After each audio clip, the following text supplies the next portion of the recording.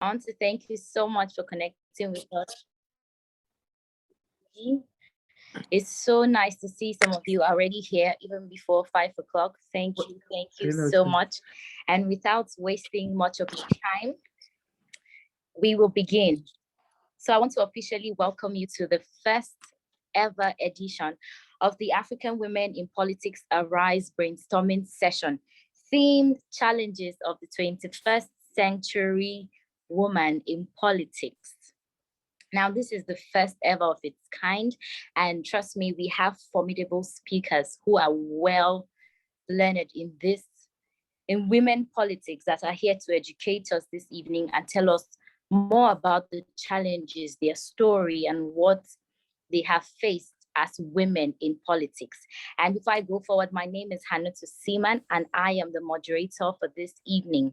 It's such an honor and a privilege to be speaking with you this evening and connecting with such great speakers this evening.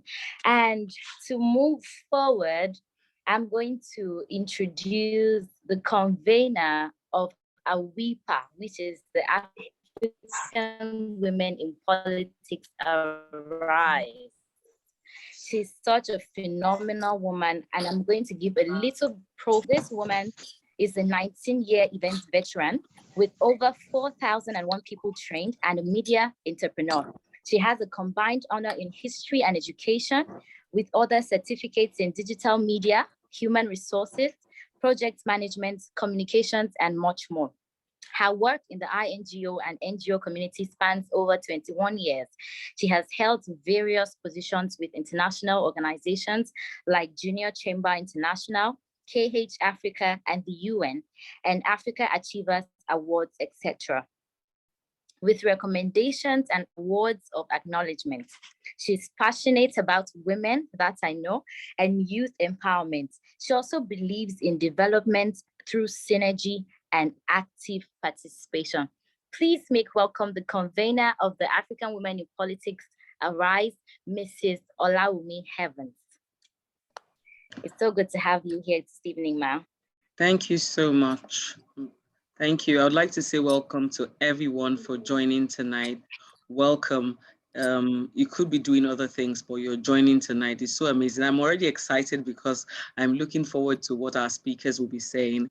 But I just wanted to share briefly. I'm not a speaker on the platform today, but I wanted to share briefly. First of all, for me, AWIPA was born out of the need to have a bridge organization. You know, sometimes we look back and think, oh, other people are doing it. Some other people will do it, and then we don't do it. But when you realize that there's something at the back of your mind or something you're constantly concerned about when you hear of it, then I believe that it's a call on you to do something about it. And then, of course, when we started discussing, even amongst friends beyond the NGO and INGO sectors, I realized that a bridge organization was needed for women going into politics. Some of the women I've spoken with, we actually had a brainstorming session with some of the women in politics with disability. And when I heard of all the challenges, I was perplexed. I sat back and I said something had to be done. Of course, from financing to education, some people have they have the know-how in terms of organization or some of the structures of international organizations, but to transition into politics, is a difficult thing. So for us, it's being that bridge when it comes to politics, women in politics at any level, whether it's information, whether it's education, whether it's funding. And part of what we said, just like she said earlier on, is synergy. For me, I believe that synergy is key. No one can do it alone. We have our strong points, and some other organizations also have their own strong suits. And for us, it's the ability to link all these relationships that we've had over the years, and hopefully new ones, to ensure that we're doing our part when it comes to the political arena. So this discussion today, honestly, is something that I believe, yes, we don't just talk, we talk about solutions also, but it also makes us start thinking about the fact that we have to do something about it. And then the little things we're doing in our own corners also matter. So one more time, I would like to say welcome. Please feel free to contribute even after the speakers have spoken. If you have comments, questions, believe me, we're taking note of everything that is happening and everyone will be carried along. Thank you so much for joining me today. Thank you very much. The moderator, I would hand over to you. Thank you so much. Thank you so much, ma'am, for that warm introduction. Now, without wasting any of our time, I would like to introduce our first guest. Believe me, I've had an encounter with this woman and she is phenomenal. She's exceptional. Now, she has an executive MBA and a BA from ABU Zaria and North American University, Benin Republic, respectively, certifications in project management and public relations. She's the founder of Child Aid and Sponsorship Awareness Foundation. She's a special assistant to the President of the Federal Republic of Nigeria, executive assistant to the First Lady of the Federal Republic of Nigeria, and a former legislative aspirant. And then she has done so many humanitarian works, like her foundation. They gave a support during the COVID-19. They have IDP projects, Shop for Free, War Against Abuse, and many other social impacts. Ma'am, you have walked this journey in politics and in your personal life. Please, we want to know, we're very eager to know your story in politics, the challenges you've faced. So guys, the person I just introduced to you this evening is no other person but Honorable Zainab Kazim.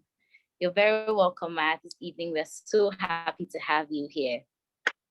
Yeah, good evening. Happy to be here. Thank you so much for having me. It's a pleasure to be here this evening. Thank you so much, and well done with the work on Saturday. Yes. So I'll just go straight to the point. Now, for me, personally, I feel women face a lot of challenges, especially when going into politics, and I'll be speaking from experience. The first challenges I would say is, as a technocrat who is just, starting politics and who wanted to go into politics, I realized that in politics, godfatherism comes first, whether we like it or not. You cannot just say you want to make change and expect people to welcome you. No. Like for me, in the process, they told me that there was a long queue of people who were supposedly waiting to take up this same position, and that I would have to wait. And I had to have been recommended, or I had to have been brought out by somebody, like my godfather. So I think for me, that's the first thing. Godfatherism, I don't know what we can do and I don't think there's anything anybody can do, except we have women at the top who will continue to advocate for younger women, and who will tell our stories and say, oh, this person does not have to have had any political backing. If she's good, she has a track record, why can't we give her a chance to lead? Now, secondly, there's a funding issue. Whether we like it or not, there's poverty in the land. And the first thing somebody said to me was, I like you. I like what you said when I went for one of my campaigns. I like you, I like what you said, but I'll tell you the truth, the person you are running up against has gave me so much money when I lost my husband. That was what the person said. And she says, well, it's a game of numbers, it's a game of how much you spent. Whether we like it or not, there's a big funding issues, because those of us who really want to bring change do not have the resources. Now, for you to get the people on your side, you have to spend money, because they tell you things like, sorry, English will not cut it. All these ones you are saying, you're just speaking grammar.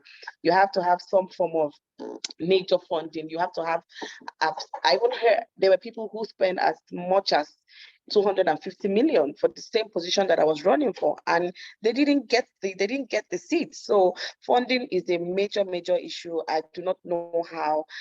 I've sat down to analyze these issues. I've sat down to think about it. What do we do?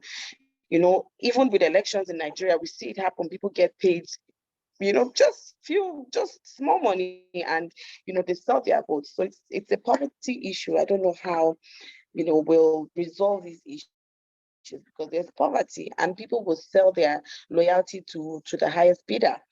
So yeah, I think that's the aspect of funding, the aspect of godfatherism. And majorly, those were the two issues that I faced, where you're not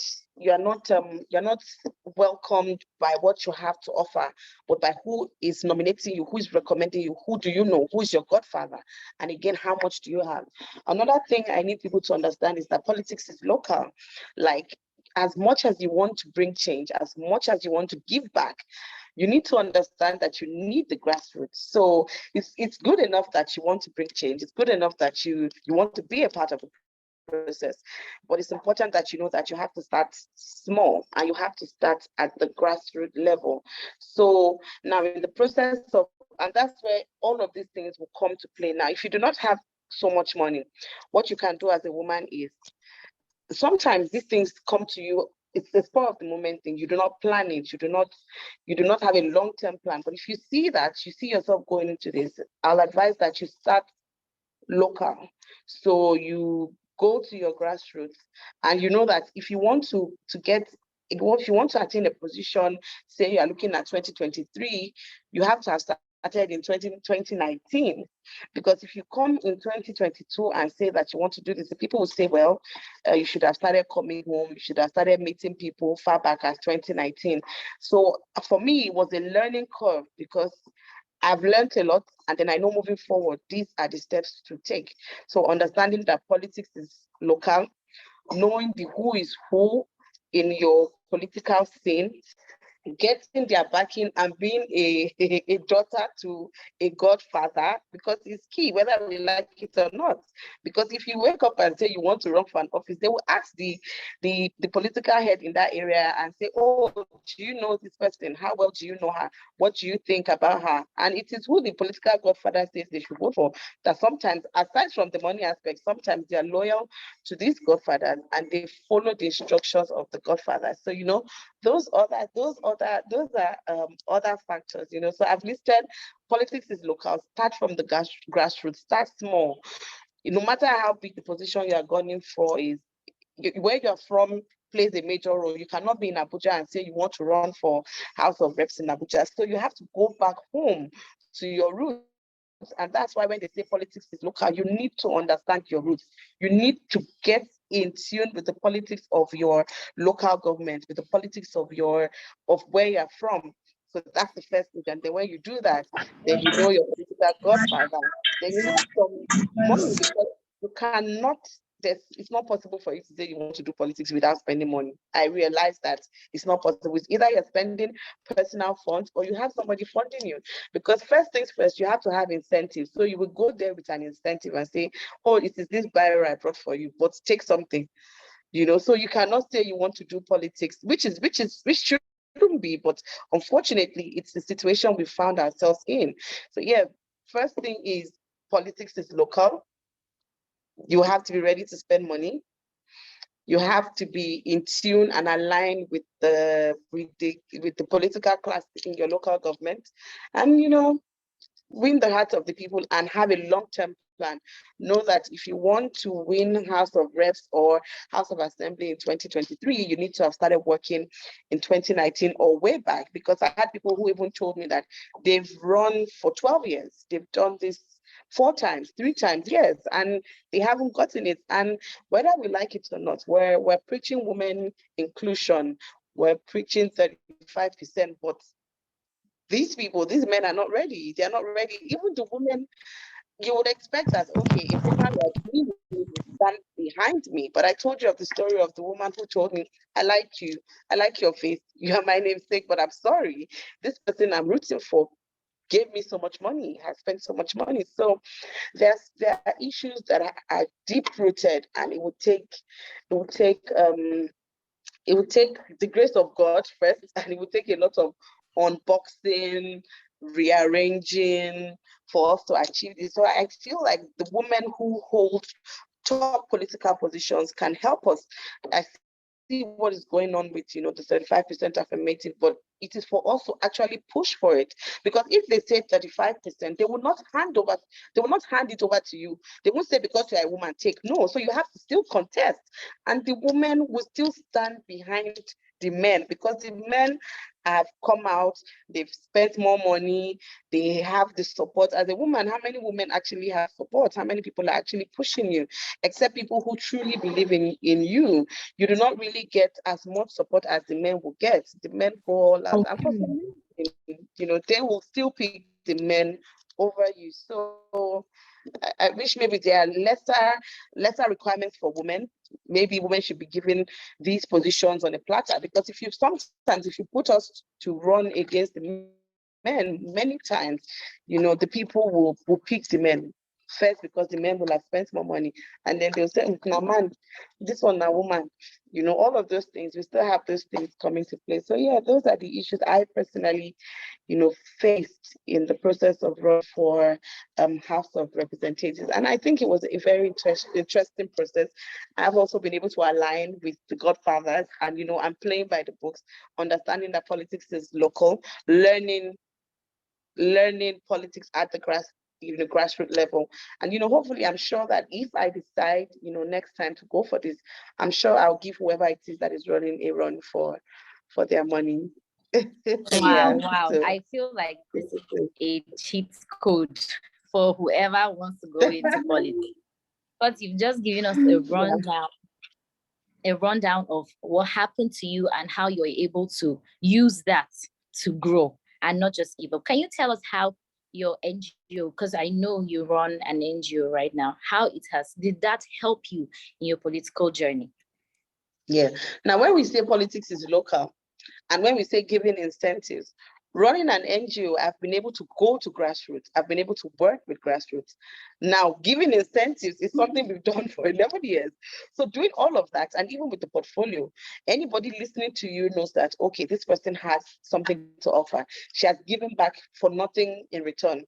She has a passion for the people. She's helped people. She's supported people through school. So sometimes people listen to you and say, oh, if this person is given a bigger platform, this person can actually do more. If she's doing all of this with nothing, then if she had a bigger platform, if she had more money, then she would do more. So yes, running the NGO for 10 years, you know, also helped me to understand what's happening, what do the people want, what do they need, how do you help them? So all of those things actually did help me, you know, in the process. And for everybody who supported me, a lot of people supported me because they had seen what I had done.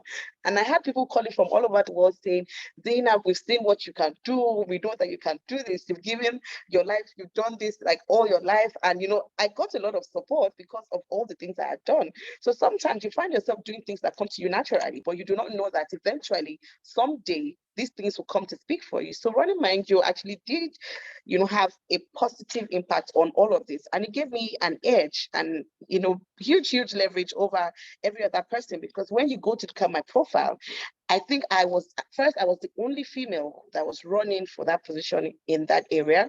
I was the youngest, and I was the only person who had a track record that was verifiable. And so when you looked at my profile, if we were going by the books, you'll say I was the best person for that role. But because I skipped some of the steps, you know, not having the Godfather and, you know, not having the money, you know, not having that much money, because even with all of that, yes, by the books, if we were to go by the books, and if we were to go by track record and all the things I had done with my NGO, you know, I'll be the best person for that role. And it gave me an insight as to what do the people want. And so in my manifestos, I could say, okay, this is what the people want. This is what we can do. This is what we've done. And this is what we plan to do. So yeah, I think running the NGO also gave me a huge edge over everybody else. And wow, this is amazing. I've really learned a lot. And for our participants, just know that you'll be given an opportunity to ask or comment or contribute as we get to talk. Thank you so much, Honorable Zainab Kassem. We have been enlightened, and I'm already excited to hear what the rest of our speakers will have to say. So moving on, we're going to go to our next speaker. This particular speaker, she is An engineer. She is an engineer. Yes, woman engineer. I'll give a little bit of her profile before she joins us. Now, she is the managing director and CEO of Wovicat International Limited, an indigenous company in engineering, procurement, construction, also specializing in supplies of a wide range of electrical materials. She has worked and gained experiences in and outside the country with companies like Sherline Power and Schneider Electric, where she contributed immensely to the growth of these companies. Mrs. Atinuke, well, now you have a hint of her name, has passion for community development and poverty alleviation. She is a politician and convener of Coalition of Professional Women in Politics, and also the national coordinator of APC Professional Women Network. She has founded and is currently running 3 NGOs, namely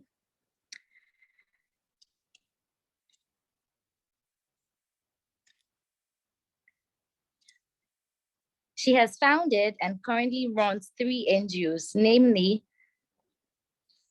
Toner of Love Lifting Hands Foundation, Wovicat Solar Foundation, and Engineer Wuraola Atinuke Owolabi Capacity Building Initiative. Well, there you have it. Please help me welcome Mrs. or Engineer Wuraola Atinuke Owolabi. You're very welcome, Ma. Thank you so much for joining us this evening. Thank you so much, Ms. Hani and Ms. It's good Ola. to see you again. Thank you. It's nice having me here, and I want to say thank you for the opportunity, for the privilege. Thank you so much, Ma. Okay. And Ma, we want to and also I'm grateful for coming on Saturday.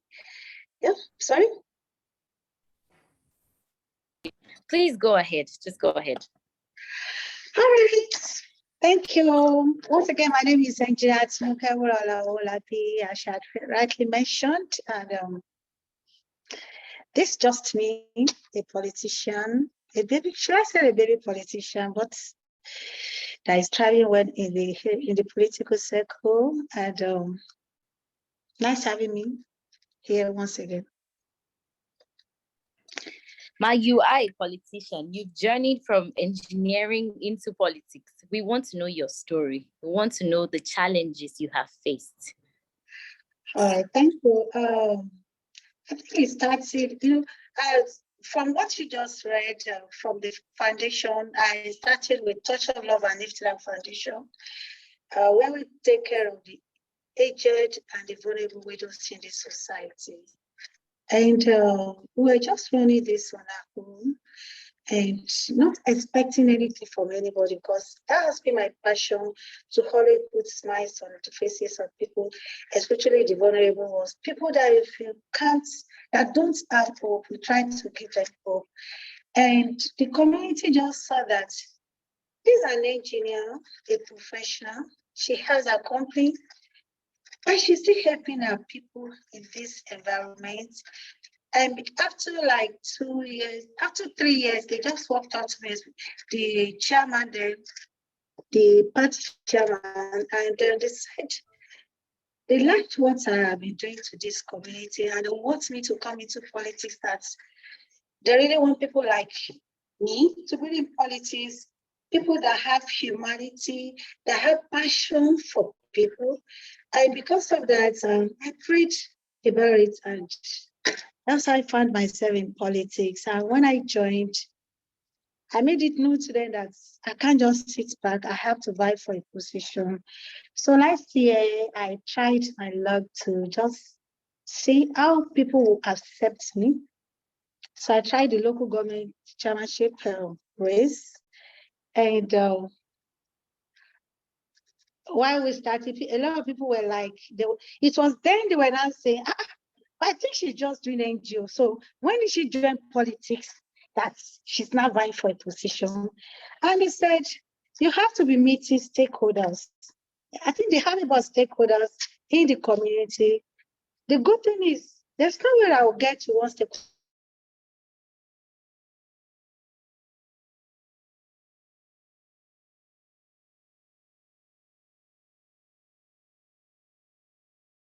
man will be frustrating in the presence of the stakeholder that have come to meet. Oh, this is a woman that has been taking good care of us. Even the clothes I'm putting on, she's the one that bought it for us. They didn't even allow me to talk.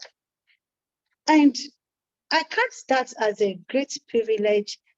And it all went well. The community accepted, but unfortunately, just like what my sister said, Godfatherism. I think they had penciled someone down that, oh, the person should go for the position. And when they saw that people wanted me more than the person, they started sending a lot of people to me that I should step down. Yeah, I felt so intimidated because I looked at it that the person that you really want to be into this, will you be able to accept these people? Will you be able to come down to their level? Will you be able to make that change that the community wants? I've done a lot of things. Aside from the foundation, I facilitate so many developments. You know, as an engineer, I also have engineers in the ministry. I could just call a commissioner or permanent secretary. Oh, ma'am, there's a road that is so untied. Please, could you please come and help us? They will come. They will tie the road. There are a lot of things that I'll be bringing down to the community aside the NGO.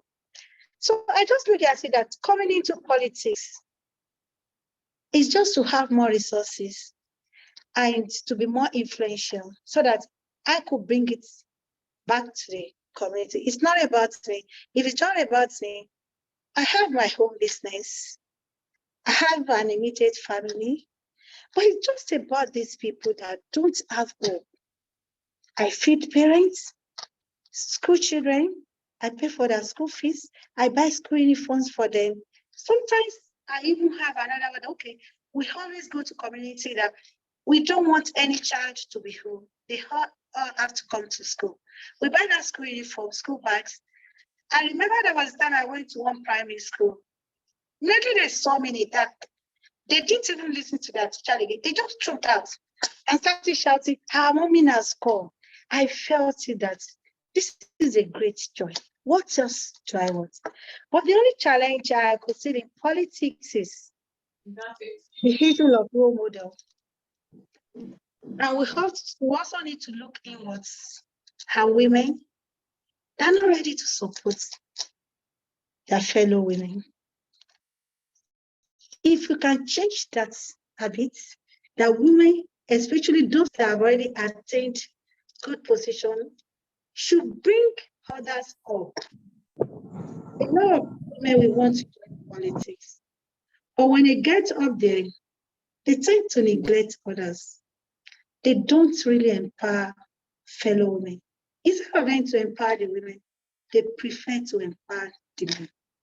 And that's how I know that that's the only area I could see that that's where the challenge is coming from.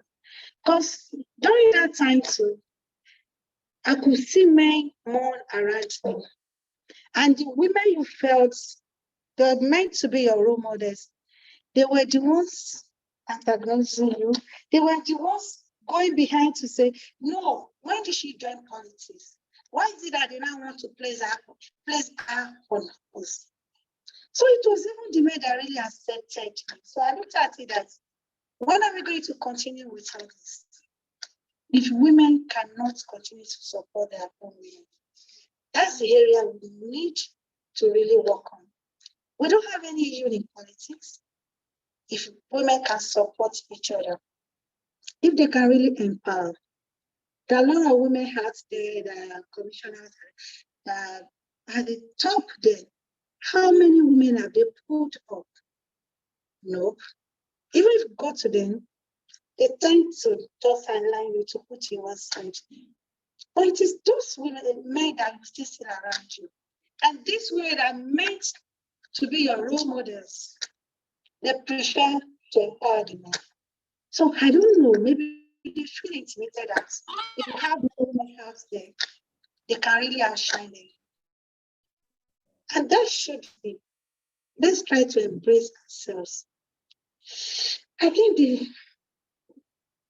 the world is there for us as women. If we can really embrace ourselves in this political circle, women are doing well.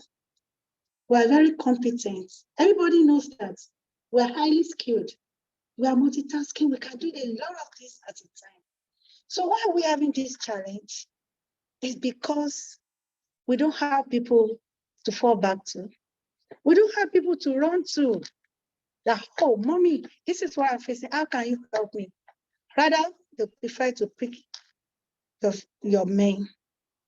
So I think that's the area all these groups should try to address and try to go out there to advocate, to solicit that we are you, her mothers, her mommies, that are up there.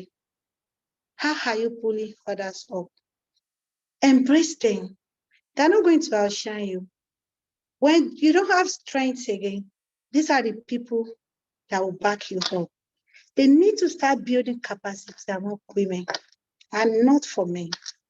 So this will really help us. Area of socio-economic barrier is one of those things as well. My sister had mentioned that women, do we really have that money for campaigns? Do we really have that money to throw out during election? Women feel more intimidated during electoral contests because of the violence. They can't face it because if anything happens to them, it will affect their children. And that's why you see that most women, they tend to draw back that, oh, if anything happens to me today, who's going to take care of my children? We don't really want to take that risk.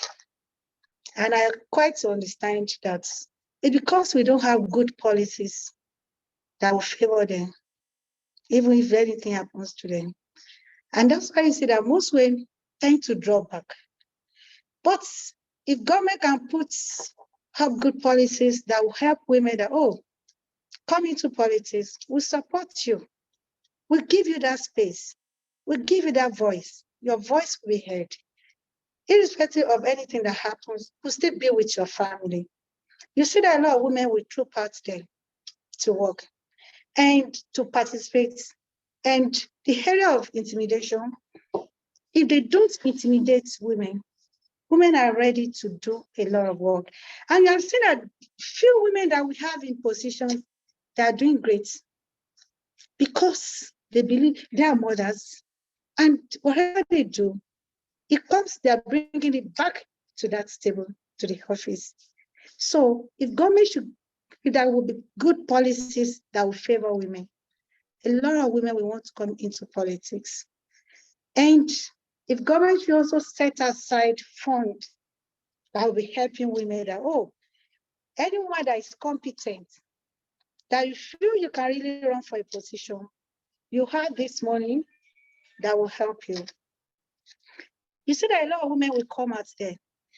Have you ever noticed that while we were in school, the guys you are seeing today, we are the ones doing the homework for them. We are the ones doing a lot of things for them in the class. They still come out and still want to be her boss. Why? Because they are always together. There is bond between them, but we women, we are separated. We don't believe, and that's really affecting us. So basically, for more women to come into politics, we need good role models. We need women that we can look up to, that, oh, they are doing well and they are ready to accept us. Those are coming. Then, the financial aspect of it, we have to work into that. The institutional barrier to the party politics does it really favor women. Gender stereotypes. She's a woman. How can she be my boss? Nope. If you can stop that, that's what a man can achieve. A woman can also achieve that. Ask is just to come out, showcase herself. Let's go and participate. Whoever that wins, fine. But they should just give us that space to talk, to make our voice known. Then I believe the country will be greater than where we are today. Thank you.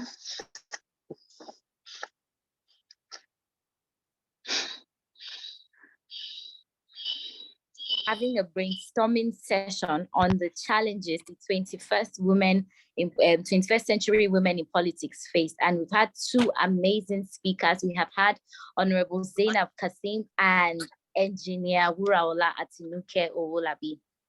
I mean, from what they've said, they've mentioned godfatherism. They've mentioned funds. You have to have major funds to go into politics. And one thing I've picked that is peculiar between our two speakers is that they started from the grassroots. They've already had a foundation of helping people from the grassroots, people who are less privileged through their NGOs, and they were chosen for, you see how that's, I feel that is exceptional. They started from the grassroots by helping people and they were noticed, and these people accepted them. Ma, you spoke about women, we being, let me use the word stumbling block. We don't support each other like the way the men. What can change that perspective? Because we just have to look inwards. And I think the women that are coming up, that want to come into politics, should respect those that are up there. Even if you had attained an education more than them, see them as your mothers, respect them, be humble. If you're able to do that, and we continue to talk to them, I don't know why it's like that. I remember when I wanted to come into politics, I was looking for a good role model, a mentor. Finally, I got one. But when it was time for her to support me, she was one of those stumbling blocks. So why should it be? What can we do about that? I think we'll continue to appeal to them that they should see us, people that are just coming up as their children. They're not going to outshine them. That just, once we empower them, a time will come that they won't have strength again. And these are the people they will look back to. They will fall back to the, oh, I have children that I can point out to.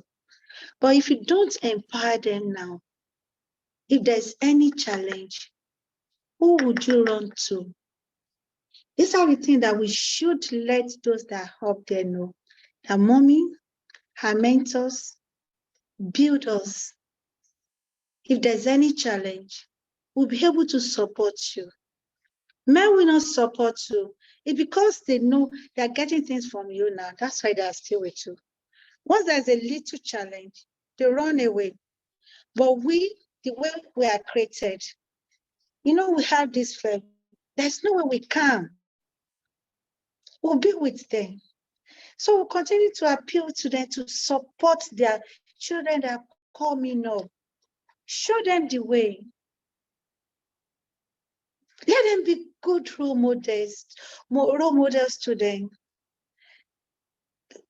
Let them see, let them just embrace us. And if we're able to do that, I know it's not easy because they feel intimidated. I don't know why it should be. But the moment they shun away that and they're able to succumb that, yeah, they're coming up, we need to embrace them, we need to empower them. Things will change. Even the men will run away from us. And it's not only in a political circle, even in our engineering as well. I could, for like 63 years now, we've been having a male as a president. It was only last year we were able to have a female as a president of the Nigerian Society of Engineers. It was, I will tell you that after that, she got that. People were still saying, why must she be there?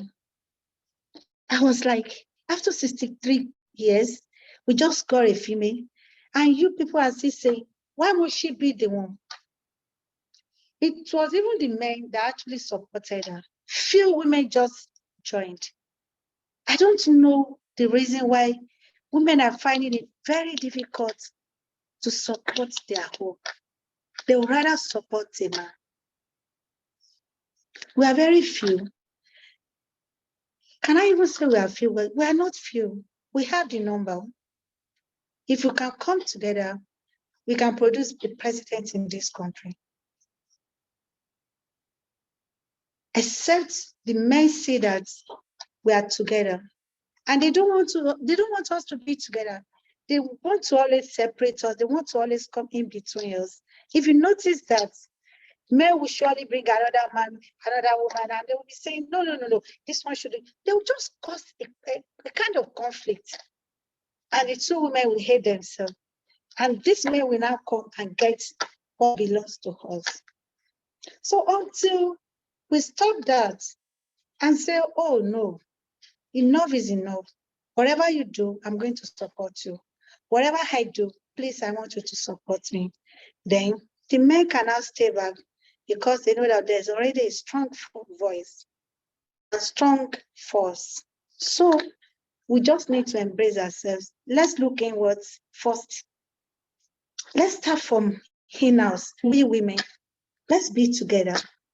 Then I believe the space is there for us. Thank you so much, Ma. I don't know if Honorable Zainab can still hear me. I would like to ask her some few questions, but before then, I would like to extend this what Engineer Wuraola just said to our convener, Mrs. Olawumi Heavens. She spoke about synergy earlier on, and I know she's very passionate about synergy, and you have pondered on the fact that women need to support each other in politics. Ma, can you please add to this? Can you tell us why you feel synergy is really important, and can it work? Can this synergy produce the results we want to see? That question for me. Synergy is very good collaboration, whatever. Okay. And that's why there's this proverb that says, if you work alone, you can't go far. But if you work as a team, you'll be able to achieve more.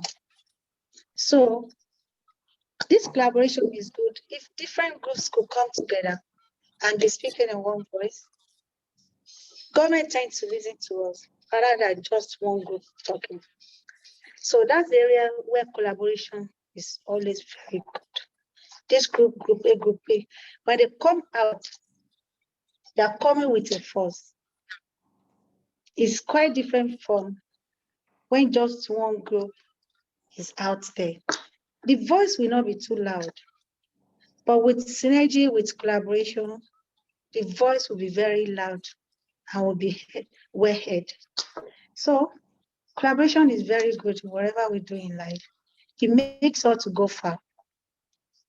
If you really want to go far in anything you do, you just have to collaborate.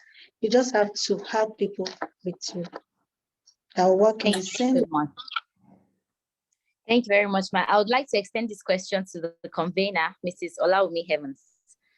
Please, can you add to why synergy is very important? Thank you so much. I personally think this is one of the things that I think most women, whether you're within the social enterprise community of NGOs, INGOs, or politics, would have experienced one time or the other. I think why I'm big on synergy, just like she said, is for many years, I've had the opportunity to be within those sectors, and I've seen what people do in terms of once in a while, you get that position to come forward, even though you're the better person. I think on a platform, I remember sharing, running for vice president of an international organization, which was voluntary. And I remember someone got me a form. In fact, it was a guy that got me the form. I wasn't interested, even though I knew that I could do it. But on that day, while they were trying to convince me, I remember a guy coming up to me and saying, "Don't give a woman." That threw me off. He said it categorically. I don't give it to a woman. Of course, his excuse was that there was a woman who held the position before and she didn't do well. And that was when I signed the form that I'm running, right there. And I came up with my manifestos right there. And part of what I said to them is, let the better person win. Because I don't want a society where my future daughters would be treated differently just because of their gender. If we're talking about service to humanity, it should be on equal basis. And I think part of it is because it's a structural issue. There's something fundamentally wrong. because it's a society where men have been put in a particular, space, and then over the years, women have felt that there's only space for a few of us. And so when they get there, they're like, I can be the only woman here or two women here. When we become a crowd, they will push all of us down. And I think it's a mentality that has to be broken. Even beyond that, that's part of why using media as a tool with sending out subtle messages is actually something that we should look into, so that there's a mindset, even if we can't totally change the mindset of the older generation, there's another generation of women and girls who are coming up that I believe that we should touch. They should think differently. We can't afford to have more decades come up and then we have girls and women still thinking the same way and pushing themselves down. It doesn't really make sense. We need to break that mindset, which I believe is now a bondage, where women know that you can be there as long as you are the best person. I should actually support you. I should actually push you up as opposed to, pulling you down. So I think those are some of the things that we should look at, in the coming times, not just our own generation, because I don't know what will happen to the next generation in terms of those who are coming next. So the speakers, what they really said in terms of what they're going through, what women are doing is actually apt. And I believe that a lot of people would also tell you that they have the same experience if you ask them. So I believe that what we should be doing, just like they said, is actually speaking to the future, speaking to the people who are there at the moment and ensuring that change happens. Because if this change doesn't happen, if the men, you can't bank on the fact that maybe the men will support you all the time. Yes, we have some of those times. Of course, during the meeting that I ran for election, I won, and it was majority of the people there were men actually. So I believe that beyond us, we should also look at the next generation of people. Thank you. Thank you so much, Ma. And I would like to speak to Honorable Kazim. I would like to ask you some questions. And to our participants, please, you can drop your emails on the comments section. And if you have, I'm going to give you an opportunity to comment, contribute, or ask any questions when the time is right. Please feel free. I know that we've picked a lot of things from what our speakers and our convener has said. And over to you, Honorable Zainab Kazim. I'm here. All right. Before, and to our participants, if you have a question, you can just raise your hand and I'll give you the floor to speak. So Honorable Zainab, please, someone wants to know, now this person is from, she is Mrs. Osibodi. She's a PhD student in the Nigerian Defense Academy. She said she wants to really know why women are not in the topmost position. She wants to know why women are not giving maybe Senate presidents or the speakers of the House of Representatives, or even the presidency in Africa. Why, or Nigeria precisely? Why is it that women, they don't, like you rightly, the women even support the men whenever they want to go out? So why are women not in this topmost? Because you said that if women are in those positions, they will pull other women along with them. But we don't have, they'll be able to groom other women coming up, but we don't have women in such positions. And you are being in the political line. Why are women not in that position?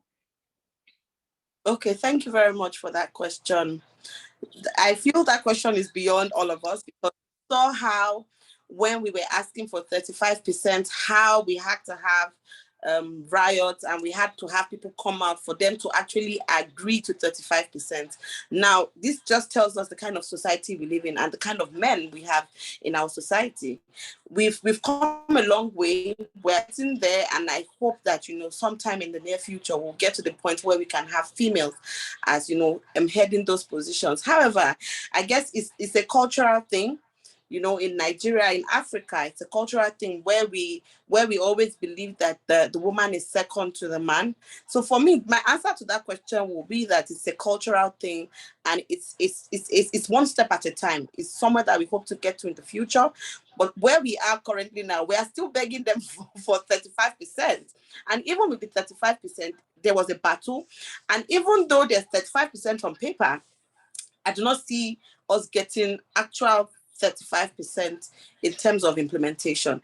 So it's not a question of, it's not like there's a particular reason. I'll just say that it's a cultural thing. The men actually believe, you know, based on their religion, they are the head, and they've tried religion, or they've translated religion to our political scene to say, oh, even the Bible says that the man is the head.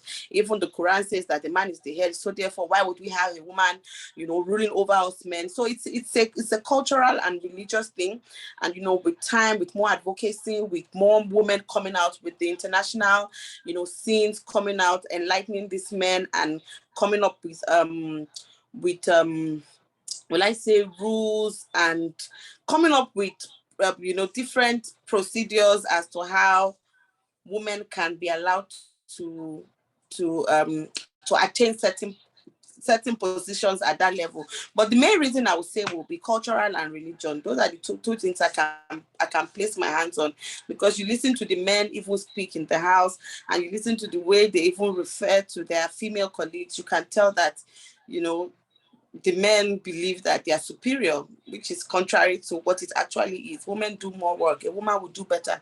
But even your fellow woman will not even vote for you, because she'll be like Engineer Wura said, the fellow woman will be like, why would the woman lord over me? It's still okay to have a male boss. It's still okay to have a man lord over me.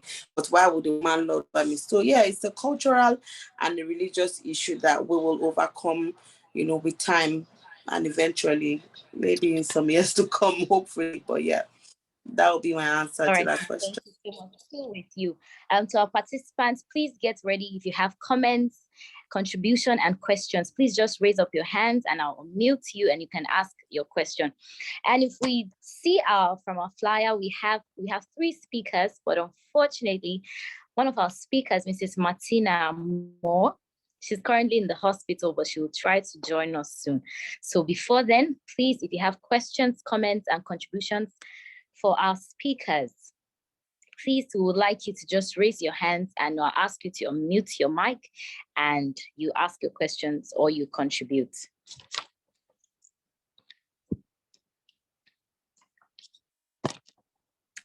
But before then, Honorable Zainab, are you still with me? I'm here. Okay. Let me, before our participants throw in their questions or their comments. So you spoke about a woman telling you had the qualities, you had the intentions, but someone provided for her more than you did. From there, I've picked that it means people who actually want to do the work are not giving the opportunity because they're not sponsoring. Let me use the word, they're not giving their delegates, if I'll use that word, they're not funding them or giving them money. Does that mean that a lot of people who are sidelined in the in politics are those people that actually will do the work, but because they do not have the money or they do not want to give that money, they are being sidelined? Like I said earlier, and like I listed out all the factors. Now, like I said, if you have the qualities and you think you can do it, you cannot skip any step. All of the steps are important. For instance, even if you do not have the money, if you're able to sell, we've seen instances and states where a technocrat comes from nowhere and they say, oh, we don't know this person, but we know that this person can deliver. And the person goes through the right person. If the person goes through a godfather, the person may get the chance. But a lot of people who are technocrats believe that, oh, I have what it takes and I can do it. They forget that there are rules to the game, written and unwritten rules. No matter how good you are, no matter how experienced you are, when you politics is a different ball game entirely. For you to enter the political scene, you have to play by the rules and by the books. And the rule and the books say that you have to have been picked by a superior to say, oh, this is the person that we want. Sometimes if you have that endorsement by a godfather or by the political leaders in the political space, you may not even need to spend so much money, because there are instances actually where the political leader says, oh, this is who I want you people to vote for. And that's why when I listed out all the steps, you can have either or all. So sometimes if you have what it takes and you do not have the money, you can try to go through your political leaders. The only thing that will happen with that is you will be on a long queue and queue behind the line, because there are a lot of people who are trying to follow this process and they say, okay, wait for your time. But if you are really good and you feel like you have what it takes, but you do not have the money, I'm afraid that it will be a tough one, especially if you do not have a political godfather. So yes and no. Yes, I kind of agree with you that a lot of people who can bring this change that we want are not given the opportunity because they do not have the funds. Sometimes, again, funding alone would not give you these opportunities, because if you have the money and the political godfather in that space is saying you're not the person we've chosen, these people will collect your money and still not vote for you. So we've seen that happen where you have the money, you have what it takes, you want to serve, but you are not the chosen one. And so they will work against you. And we've seen it happen with elections. So it's all of these things going hand in hand, having a godfather doing the grassroots work and spending some money, such that even if your godfather comes and says, excuse me, this is who we want, the people are able to align and say, oh, we know her, we know him, we've seen what he has done, we know what she has done. And that's why you cannot skip any step when it comes to politics. You have to play by the rules, follow the steps. So if you have the money and you're not the chosen person, there's a possibility that the people will not vote for you.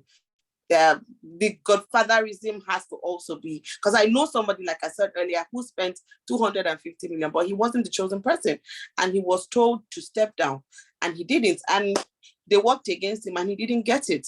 So sometimes money alone doesn't work. Money alone wouldn't work. It's all these factors stringed together. Having the money, doing the grassroots work, and having somebody who will stand and say, this is the person we've chosen. All of those, they will all work hand in hand. You know, they will all work hand in hand. Thank you so much, ma'am. I'd also want to add this. Sorry, ma'am. Can I add to what you just said? Oh, yes, please. Okay. Just like what Zira said, I could remember them last year. Actually got this Apex endorsement. And guess what? The leaders within the communities, they have to look for who could talk to me to step down. Because of where the endorsement had come from the Apex. And they looked at it that, oh, we had already promised this guy. And the Apex leader had already endorsed Nigeria Tinubu. Because the Apex leader, I did not even know, but he said he had heard so much about the work I do. That's why politics is also local. So they had to look for people, the governor or something, that I should step down. And that's why I said one of the barriers is assassination. Because of that, I had to just step down. Because someone told me that, ma'am, you've gotten it, but people will assassinate you. I looked at it as, must politics be a do or die affair? So because of, they even told me to issue a press statement that the whole world must say that I'd already stepped down. That's to tell you that I haven't gotten the Apex endorsement, but because of the local politics, and it came to me that it's only you can only come from your mouth to step down. If you don't step down, we can't go forward. I had no choice. To the extent that most times they were even coming to me that, okay, they've given you to, do you know they can be bringing dead people to your house? I was like, must politics be a drug therapy? This year too, when I wanted to buy for the class offering, they did not allow me to get a phone. They were just calling me, engineer, please don't obtain that phone. That's to tell you how bad it is. Engineer, don't obtain the phone. I was like, must politics be a do or die affair? So they were so happy when I didn't even go further on this. That, oh, engineer, we can see that you obey the party supremacy. They call it party supremacy, which I don't think is too good if you really need that change. So that's what I just wanted to add to it, that sometimes you could be, Thank you so much. but the local politics too, you just have to play along with them, or else they could assassinate one. And women, who are we? So that's it. Thank you so Except much, when ma'am. people don't see politics as a way of making their living. And that's why we're encouraging more professionals to come into politics. If politics come, fine, they get it. If not, they have their own business they can fall back to. But some people solely depend on this, that, oh, if I don't do politics, I can't make any money. Why should it be? Abroad is not like that. It's like a part-time job abroad. So why should we make it a full-time job here in Nigeria? Let us go out there and work. So that we don't, it is because we see politics as a way of our living, that's why we embezzle. But if you have what you can fall back to, you have your own profession, you have your career, you have what it takes to feed your family. You don't see it as a do or die affair. So this are the thing that we need to push out to people out there. Get empowered. Don't rely on politics. If it comes, fine, you embrace it. If not, you go on with your career. So that's just it. Wow. Our dear participants, if you have any question, trust me, or comments, please, you can raise your hands and I will give you the opportunity to speak. Now, someone asked a question, and this is for our convener, Mrs. Olaomi Heavens. I'm going to read out the question to you. This question is from Mrs. Chinenye Ozo. She said, you spoke about the media helping out. She said, in what ways can the media be of assistance with helping women in politics?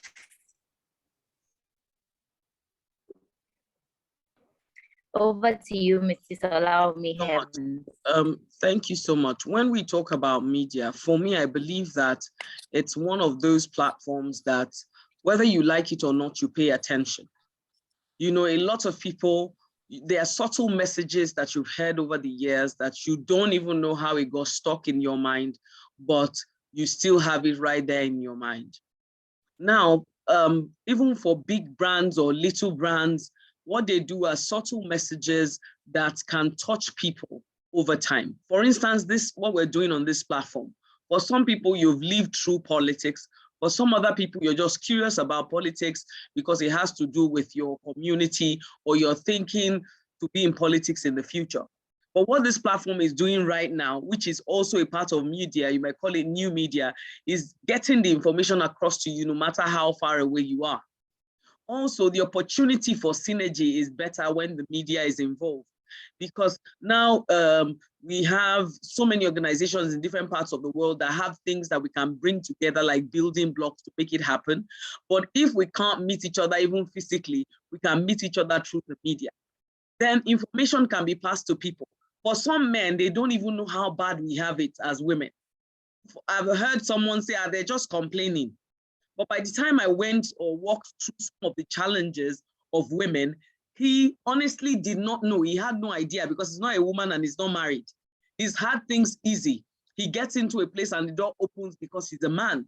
They just assume that because you're a man, you are competent. Now, don't get me wrong. I'm not saying men are not competent. I'm just saying that just like human beings, there are men that are competent. There are women that are really competent also. So they should be given the opportunity. And then I'm also a big fan of catching them young, especially the young people. There are people who are still moldable, who are coming up, whether we like it or not. People who are 18 right now, in the next 20 years, they are 38. What is their mentality? Even if we struggle right now and we do everything right to make it happen, what happens to the generation after that?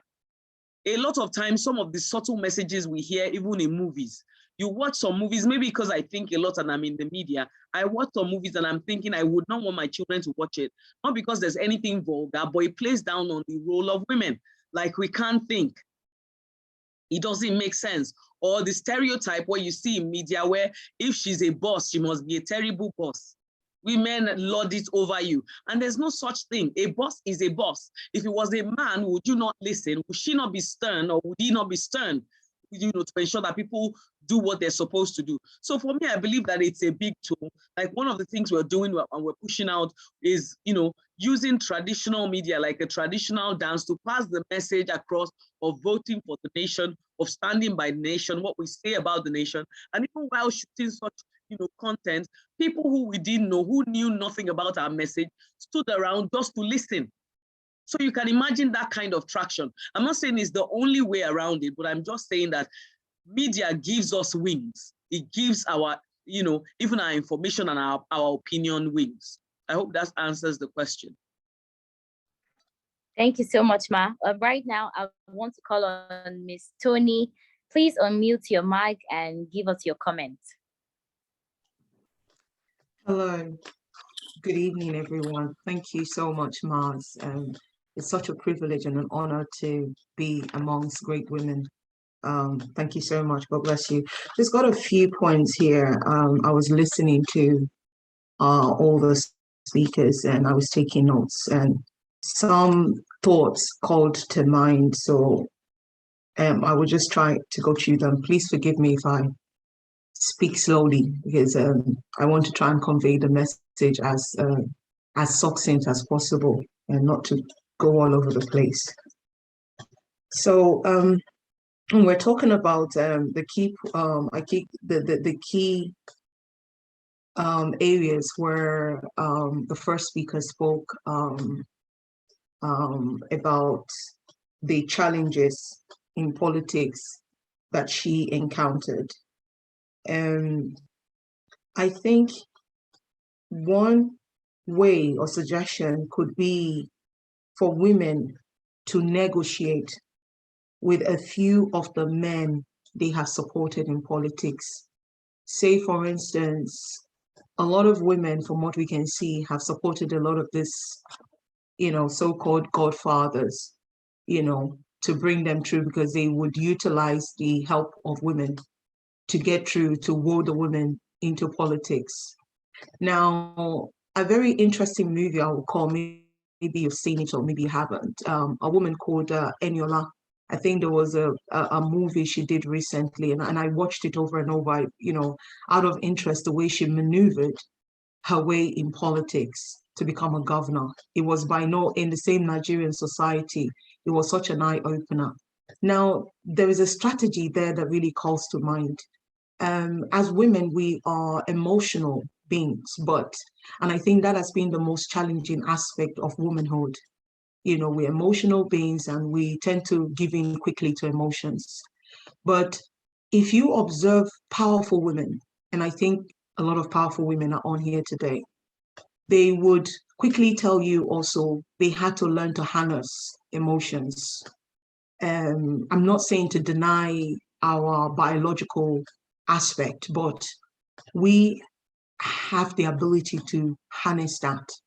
And in the world that we are in today, we can see quickly that emotion do not hold a place as human beings. So as women, if we can learn to harness that and learn to play. What was interesting was our honorable women that spoke, every one of them mentioned about learning, how they learned. And it's like a chess game. The best way to learn is to see how others play, how the moves have been, and not to observe and to know where to really, put, throw the buttons and when to kick the ball, when not to kick the ball. And I have to say that and your last strategy comes to mind.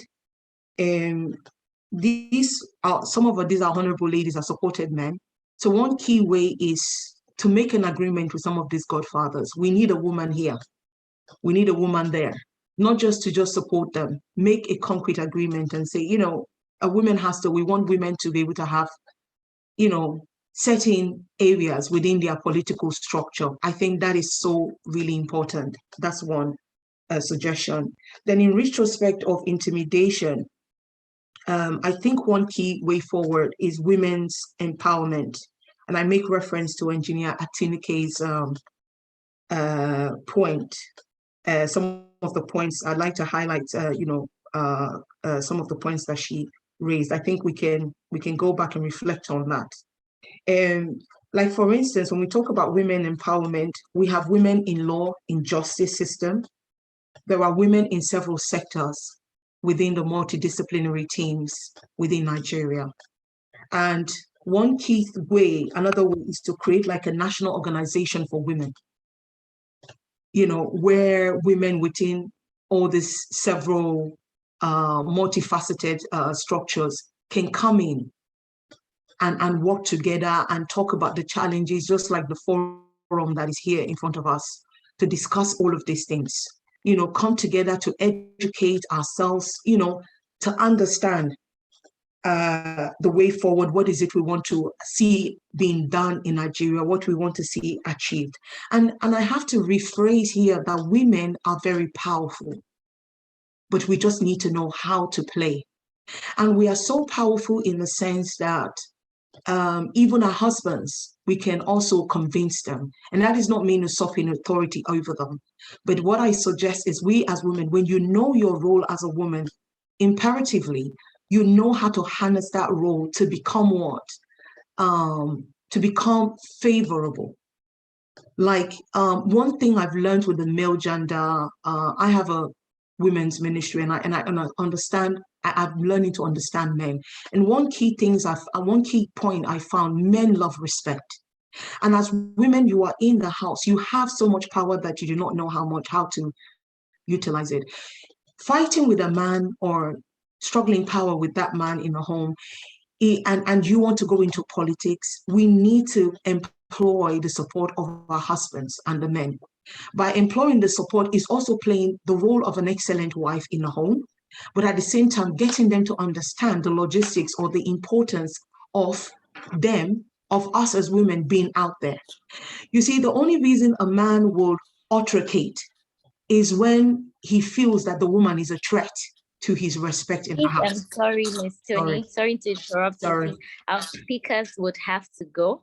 So we want to really, I'm sorry, you're going to continue talking. Okay. We just want to appreciate our speakers. Thank you so much, Honorable Zainab Kasim and Engineer Wuraola Atinuke Olabi. This has been so insightful. My note is full, and I'm so sure that our participants have been greatly educated. And for those who have been afraid to go into politics, I know right now it's like we've been given wings to fly with your stories and your encouragements. We are really appreciative for sharing your stories with us and encouraging us. Thank you so much. And you're free to exit. Thank you so much for having us. Thank you so much.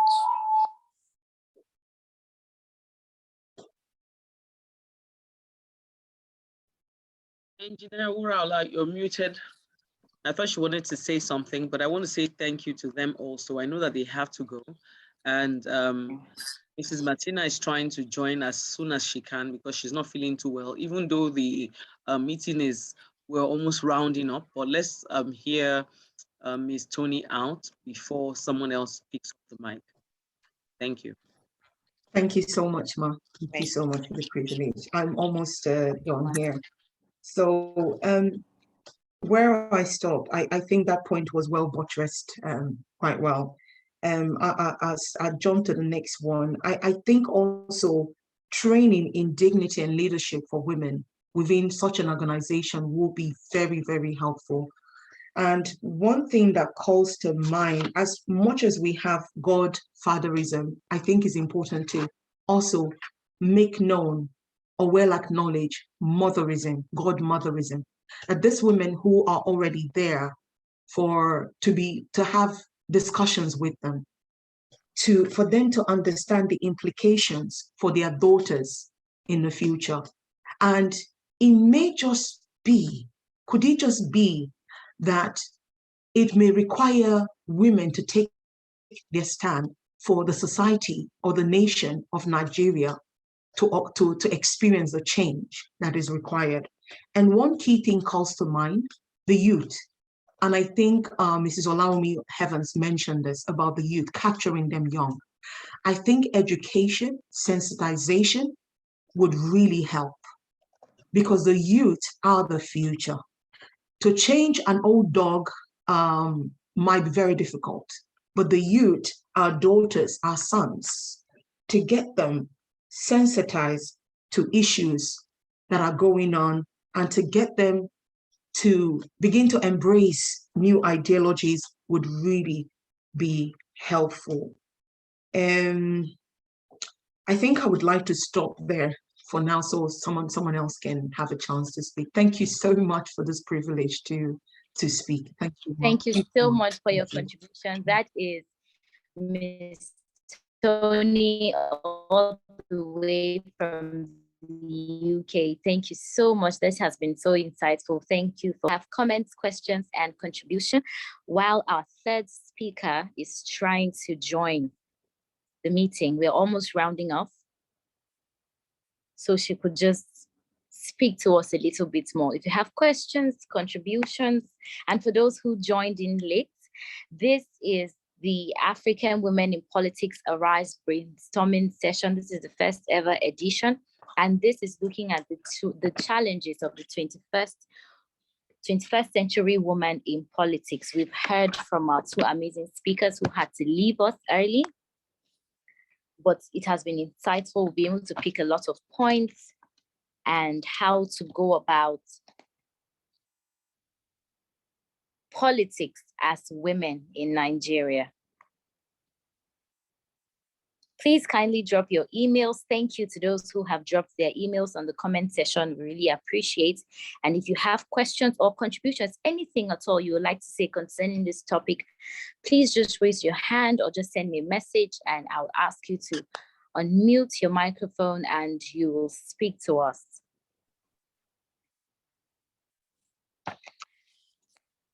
While still waiting on your questions, I would like to...